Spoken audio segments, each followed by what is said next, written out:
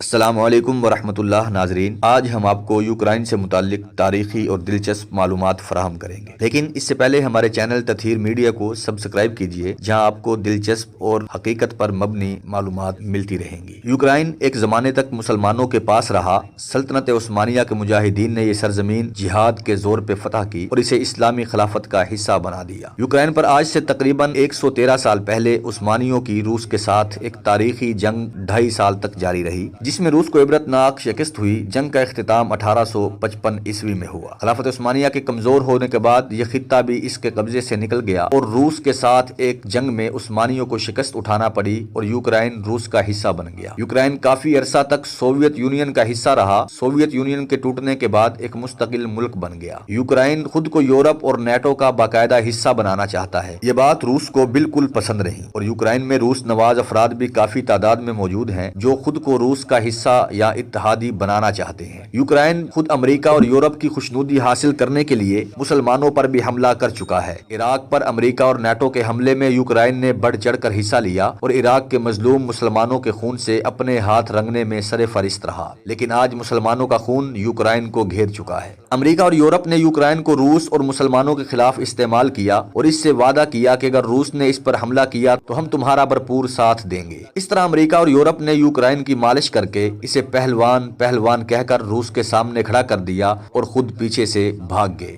طویل عرصے بعد یہ پہلی جنگ ہے جس میں مسلمانوں کے علاوہ کوئی اور قوم ماری جا رہی ہے۔ بلاد اسلامیہ کے علاوہ میدان کا جنگ کوئی اور سرزمین بنائی گئی ہے اور کوئی اور قوم پناہ گزین بن رہی ہے۔ اس لیے صلیبی اور یہودی دنیا میں ایک تہلکہ مچا ہوا ہے۔ میڈیا پر یوکرائن کی مظلومیت سنائی جا رہی ہے اور روس کو اکیلا کرنے کی کوشش کی جا رہی ہے۔ امریکہ اور یورپ سرکاری طور پر تو یوکرائن کے ساتھ جنگ میں شریک نہیں ہو رہے، مگر دائیں بازو کے صلیبیوں میں کوہرام برپا ہے۔ ڈنمارک اور دیگر کئی ممالک سے لوگ نجی طور پر لڑنے کے لیے یوکرائن آ رہے ہیں، مگر مسلمان جاں بازوں کی طرح ابھی تک اقوام متحدہ اور امریکہ نے ان صلیبی جنگجوؤں کو دہشت گرد یا نان اسٹیٹ ایکٹر قرار نہیں دیا۔ امریکہ، یورپ اور نیٹو مسلمانوں پر جہاں موقع ملتا تھا ٹوٹ پڑتے تھے، لیبیا ہو یا عراق، افغانستان ہو یا صومالیہ، مگر اب چونکہ سامنے روس ہے تو یہ سارے ممالک نمک منڈی کے بدماش بن گئے ہیں، وہ بدماش جو صرف کمزوروں پر دھونس جماتے ہیں۔ روس کی جس فوج نے یوکرائن پر حملہ کیا ہے، اس میں روس کی مسلم ریاستوں کے مسلمان فوجی بڑی تعداد میں شامل ہیں۔ بہت عرصہ بعد جنگ، ظلم اور خون ریزی کا رخ واپس ظالموں کی طرف مڑتا نظر آ رہا ہے۔ یہ چونکہ ایک سیاسی جنگ ہے، اس لیے ہم کسی فریق کے ساتھ نہیں۔ جنگ کبھی اچھی ہوتی ہے اور کبھی بری، دیکھتے ہیں کہ یہ جنگ آخر میں اچھی نکلتی ہے یا بری۔ اللہ کفر کی طاقت اور شوکت کو توڑ دیں، اسلام اور مسلمانوں کو غلبہ عطا فرمائیں۔ اجازت دیجیے گا۔ السلام علیکم ورحمۃ اللہ۔